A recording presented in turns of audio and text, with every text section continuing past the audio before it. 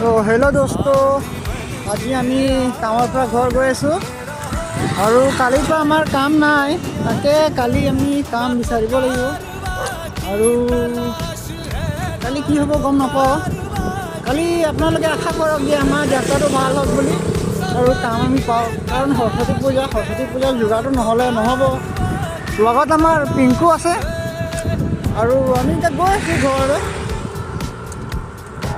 সৰস্বতী পূজাত কি হ'ব ফুৰা আমি গম নাপাওঁ, আমি প্লেনিং কৰিছোঁ। যদি ভাল হয় আৰু যদি কাম হয় তেনেহ'লে ঠিক আছে। আৰু একো নকওঁ, আপোনালোকে পূজাত ক'ত ক'ত যাব, কি কৰিব আমাকো অলপ জনাব কমেণ্ট কৰি। আৰু আমি যদি যাওঁ সৰস্বতী পূজালৈ তো আপোনালোকক দেখাম নিশ্চয় আমি ক'ত ফুৰিছোঁ, ক'ত ক'ত যাম। তো আমাৰ চেনেলটো ছাবস্ক্ৰাইব কৰিব আৰু মোক অলপ ছাপোৰ্ট কৰক, কাৰণ মই নতুনকৈ ব্লগ বনাবলৈ ষ্টাৰ্ট কৰিছোঁ। যদি আপোনালোকে মোক ছাপোৰ্ট নকৰে তো মোৰো মনটো বেয়া হ'ব।